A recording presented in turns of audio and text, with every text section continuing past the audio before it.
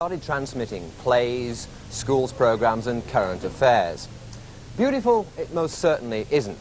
Convenient, it isn't. And yet, at the end of the day, I guess we'd all have to admit it does have a bizarre kind of charm.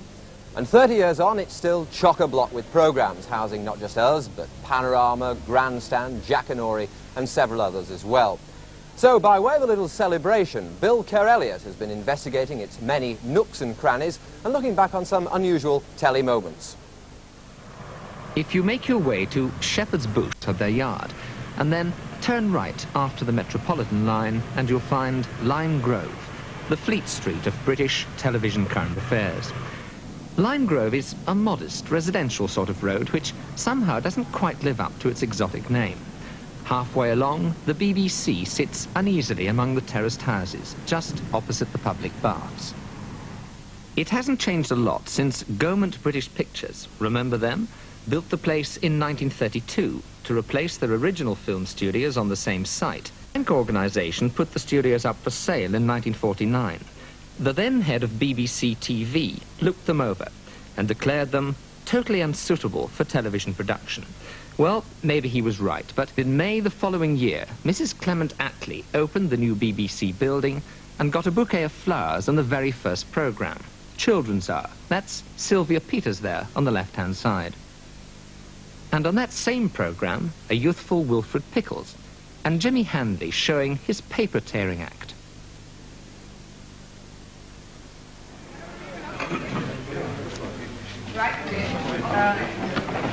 What is the matter? I've never seen such disorder in any studio. Up until the new television centre opened round the corner at White City in 1960, Lime Grove was home for most of the early TV programmes, all done live before the days of videotape recording. Leave it, you blockheads. Who's going to pay you for that? It'll cost you your lives. I'll keep an eye on it for you. You're my witness. I tried. I'll swear to it. What on earth are you doing in a horse hat? Take it off this minute. Are you crazy with the enemy coming? Do you want them to see you and ruin you? And cut to what?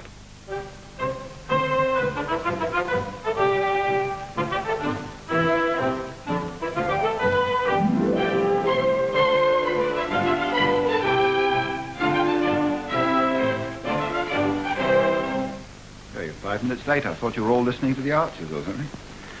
A to Z tonight at 9 o'clock. It looks as though ours is A to Z tonight, too, beginning with the letter F. Football, fallout, flowers, France, fishing and Phi Grant. In the mid-50s, In the Garden came live once a fortnight from the roof of Lime Grove Studios. Here we see Percy Thrower and friend examining a geranium. Shortage of office space in the main building has meant that over the past 30 years, the BBC has gradually extended its empire along the Grove. These are the headquarters of Panorama, the longest-running current affairs programme ever. In the history of television have come from this curiously topsy-turvy building. Morning, I've got an appointment with the money programme. Yes, would you like to go straight through? Turn right along the corridor, out into the yard, and then turn left and up the stairs. Right, thanks very much. Well, inside the architecture of Lime Grove Studios is certainly, how can I put it, interesting. It's not too difficult to find your way here to reception. It's once you get past this point that the fun really begins.